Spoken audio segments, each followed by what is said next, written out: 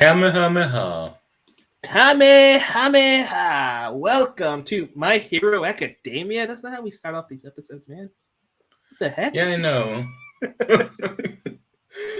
This is My Hero Vigilantes. Welcome to the Amateur Otaku podcast, where we are going back and we are experiencing My Hero Academia Vigilantes for the very first time. We know the series is over, but hopefully you'd like to come on the journey with us. We made it to a very interesting point, Isaac. We're on what I like to call the Rational Trilogy. Episode 39, Irrational Man. Episode 40, Irrational Team Up. And 41, Irrational New Move. That's a weird trilogy in the middle of your story, but it is what it is, I guess. Yeah, but also the way you sounded made it sound uh, next time on the Dragon Ball Z we have a rational new move. I mean, it has question marks in the title, so I had to make it a question. I mean, that's rational for you. Yeah, I mean, also the Dragon Ball. If we're gonna make Dragon Ball comparisons instead of the other shonen that shall not be named because I'm running out of money, that'll be great. Naruto. Dang it, we're running out of money. I just said that. We're gonna start, guys. Spoilers for the Rational Trilogy, chapters 39 through 41 of MHAV.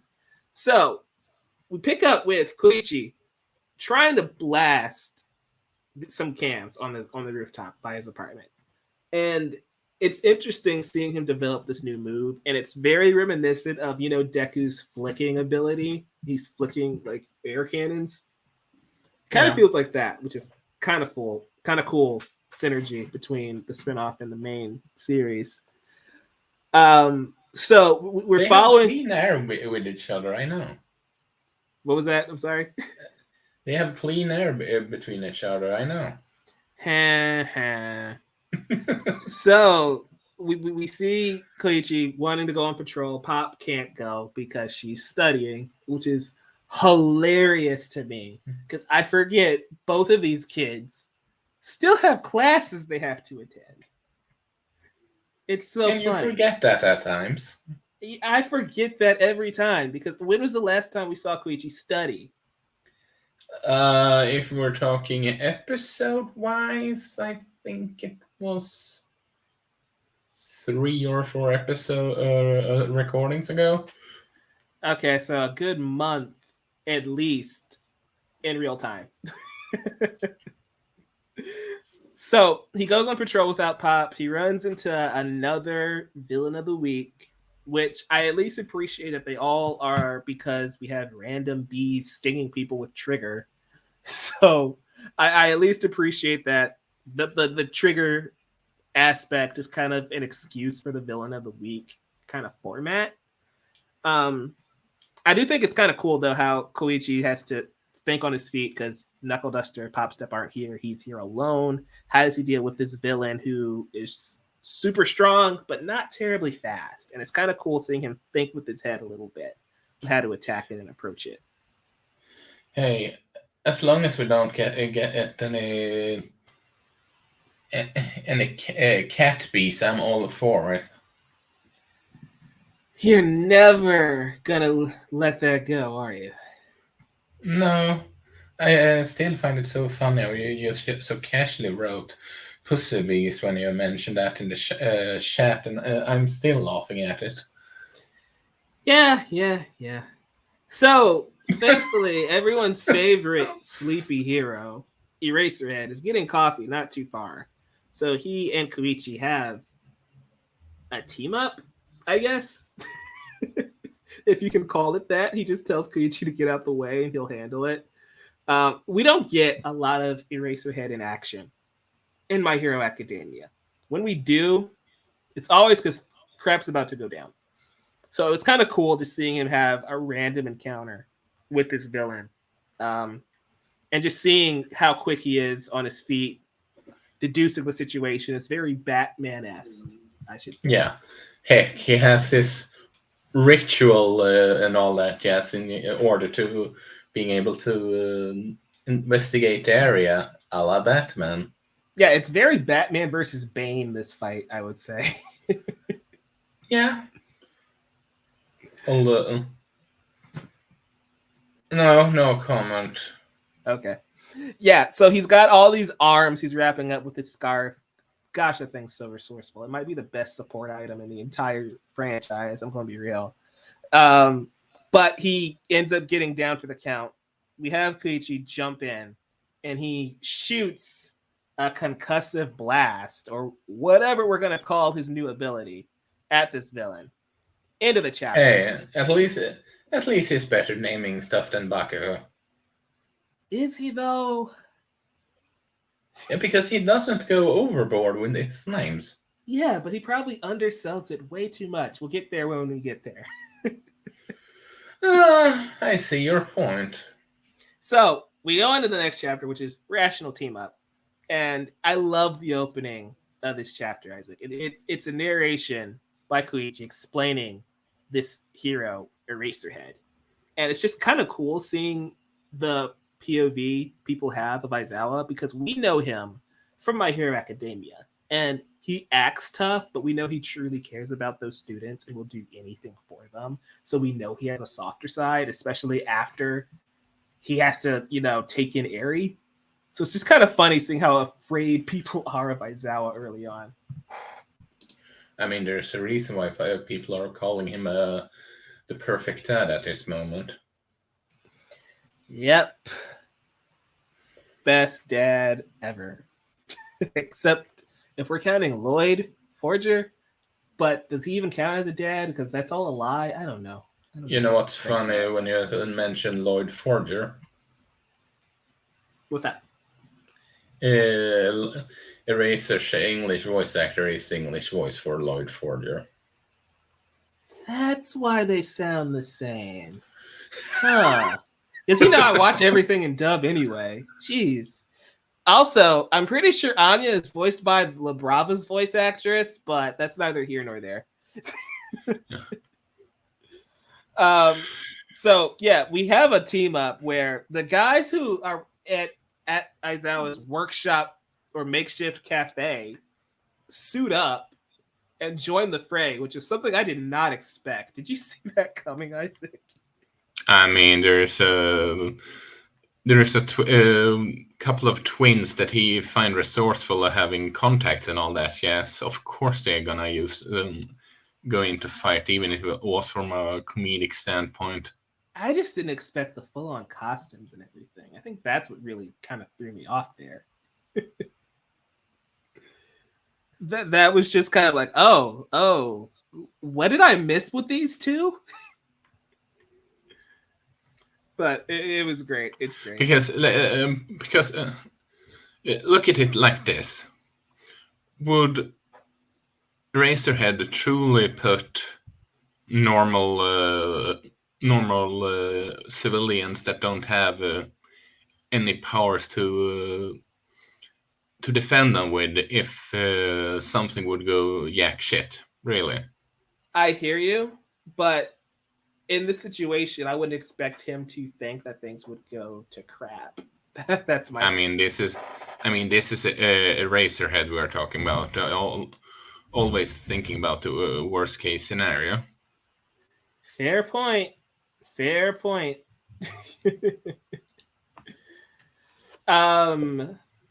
So this battle continues, and we have our Mantis character with his little iPod, which is so funny, pouring himself a cup of tea, and then they just come rolling through with this giant battle that's all broken loose. It's great comedic timing. This was a really funny and action-packed chapter. It might be one of my favorite little arcs in all of Vigilante so far, because the story is tight, the action is great, it's well conveyed, we can understand what's going on, the stakes are pretty high, there's a power up for our main character, they bring Eraserhead back. I just think it all kind of clicks in a really satisfying way. Am I just like overanalyzing that? Because I know Brandon and I can do that sometimes. I mean, you can analyze a bit more than me, but I wouldn't say you're on Brandon's over analyzing level yet, at least. He said yet. In a year's time, there's going to be two of us. Shadow clone jutsu. Yeah, but it's one of the best arcs, or should I say short arcs, recently, honestly, because as I mentioned a lot before, I am a sucker for Eraser, and he's one of my favorite characters in the entire franchise. Yeah, he really shines here because you see the tactician that Aizawa is, right? Where he basically assesses the situation, realizes his limits, understands the strengths of those around him, and concocts a plan to distract, trap, and blast this bad guy. And so when you get to the end of what 40, he's you have that amazing finish where he says "Do it, crawler," pronouncing his name right for once, and it just ends with him doing that giant full charge blast, point blank range. It's just really cool seeing Aizawa as the tactician because that is something very Deku of him, right? Like that's how Deku's mind works. And then you start to play that in context, and you're like, this is why Aizawa understands Izuku so well. It's because they're kind of wired the same way. He's way more low key and not as high strung as Deku is, but they still see the battlefield. They still see the mission the same way, which is kind of cool. Agreed. I absolutely agree with you. This is why I love Razorheads, but also he's the fact that he's so blunt and he's not afraid to speak his mind. It makes him even more enjoyable as a character. Totally, totally. It's again one of those things where he's the perfect supporting character, right? Like I don't know if you can get away with Aizawa being the lead of the story, but having him show up and just be awesome in Koichi's story is really effective, I should say. It's amazing. So, Yeah. sorry. No, man. Yeah, I was just going to say yeah as an add-on for what you just said. So go on. Yeah. So we get into the final chapter in this little arc, 41. A rational new move, question mark. And Koichi unleashes the Crawlers SGB, which is simply titled Shooty Go Blam. Still sounds better than a move that Bakugo would name, but You think not this that. sounds better than any of Bakugo's moves? Seriously. Yeah, but not by much. Okay. Mild spoiler for My Hero Academia. One of Bakugo's But powers uh, is but called but Howitzer but Impact. Come I on. was just yeah. I mean, it fits his name and all. I am gonna agree with that one. Also, it fits in terms of Bakugo's character, I should say, but it's not as over the top, and that why I feel that it's okay. It's on the same level. Okay, Shooty Go Blam, man. And I thought Delaware Smash was a bad name. yeah. So Koichi At unleashes his least you don't ultimate choose, move. but at least you don't shoot the body fluids. But that's besides the point. Isaac, I swear, this mythical body fluids chapter that you're talking about, I'm sick of it. I'm sick of it. If you can't show it on air, it didn't happen. So we find out that all of that work and Koichi's move didn't matter whatsoever. But that again just shows the great mind that is Shota Aizawa because he's able to adjust the plan and try and come up with an alternative way of beating this random villain.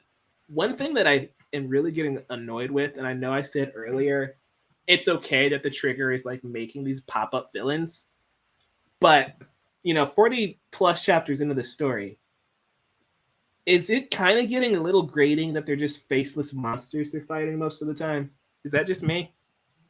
No. Yeah. No, I can see it. It's a blessing and a curse. The trigger that is. Yeah, because like this villain, why couldn't this just have been Muscular from season 3? You know, like it doesn't have to be that exact character, but it could just be a giant bruiser villain that shows up, but at least he's talking, monologuing, or we know some sort of reason Maybe. for him doing what he's doing I instead of mean, just isn't this supposed to be a? Isn't this supposed to be a prequel to the mainline My Hero? yeah, it is. What is this? Is indicating these are the first Nomos. That's why they don't talk. I mean, it could be. That would be really cool, but I feel like that's when you have a stinger, huh?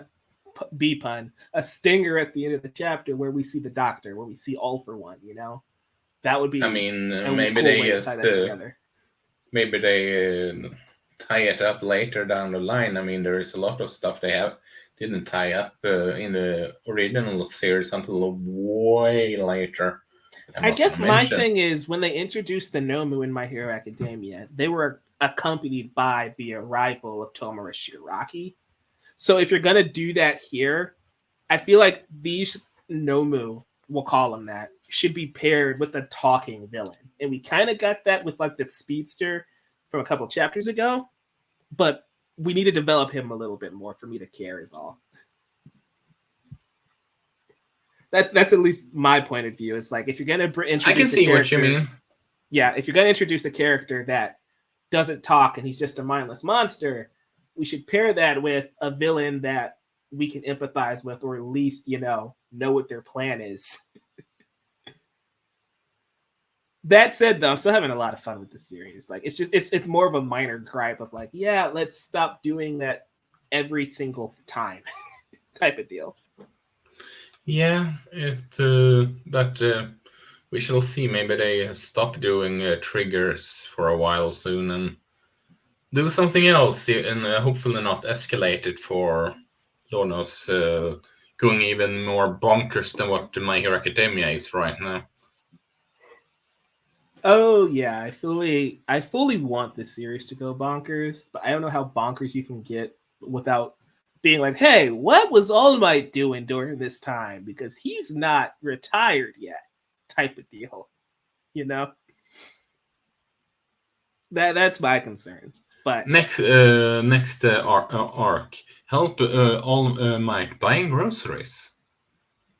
you joke, but I would read the crap out of that. uh, So Eraserhead and company figure out how to tie up this villain. They get him caught and binding cloth and trap him up. Perfect. But then we have our speedster bad guy, the protege, we assume, of O'Clock, which is a retired, or at least we assume retired hero, show up, and he is tracking Octoid, which is the name of the squid slash octopus armed villain. I'm with you, Isaac. Where like I'm not sure if these are the first Nomu, but considering that these randoms are agents seeming to working for a higher power, a bigger corporation, a bigger bad guy, I can see it either one being All for One, that'd be the easiest bet, or it could be the Liberation Movement, right? With Redestro. That's another thing that they could do. I guess would be All for One, but yeah, they can do the Liberation Army also. Yeah, because Redestro was doing work all of this time before he had his run in with Tomura. So it would be kind of cool to say this is what they were doing while we were following All for One and what they were doing in the main series. That'd be kind of cool. Otherwise,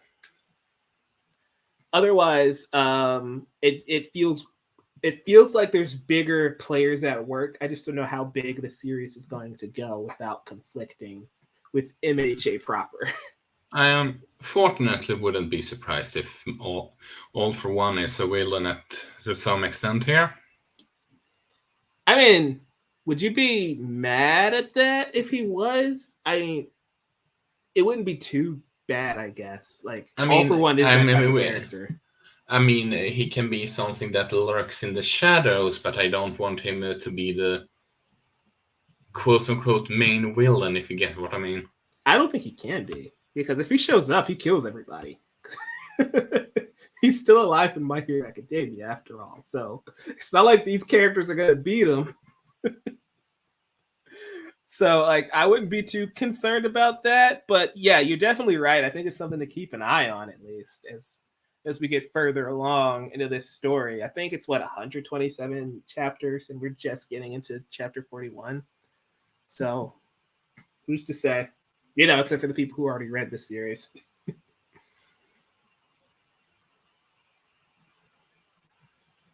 Yeah, it will be interesting to see.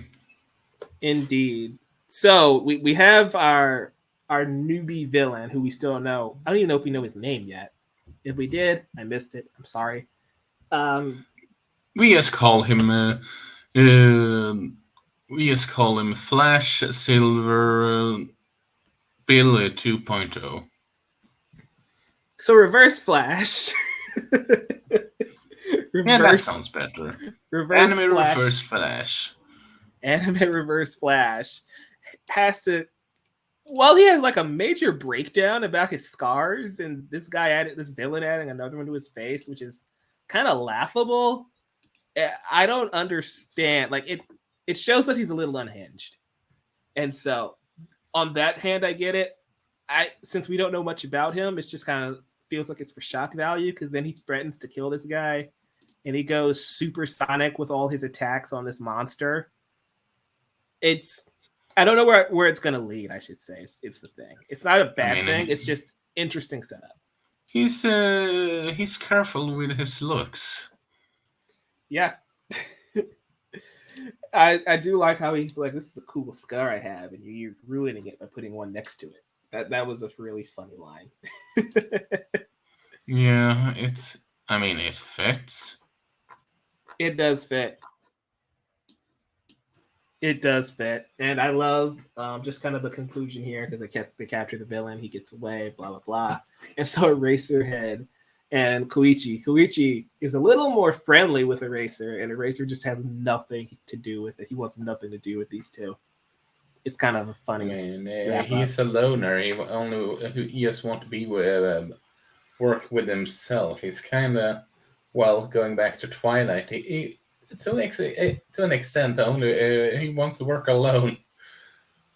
That's funny. I mean, there is a connection there, considering considering who is English their English voice actor is. Yeah, yeah, I hear you. I totally get it. They both have little girls with superpowers. What a world we live in. Where in the world is okay? That doesn't work here now. Yeah, But yeah, I didn't think about that. And also, that makes it even funnier. 100%. We just need Ari to start calling Eraserhead Papa, and then it would be really funny. That would be adorable. It would be really adorable, and now I want to see it happen. But now I fear that if it does happen, Eraserhead dies eventually in My Hero Academia. Okay, please make it happen as an epilogue chapter.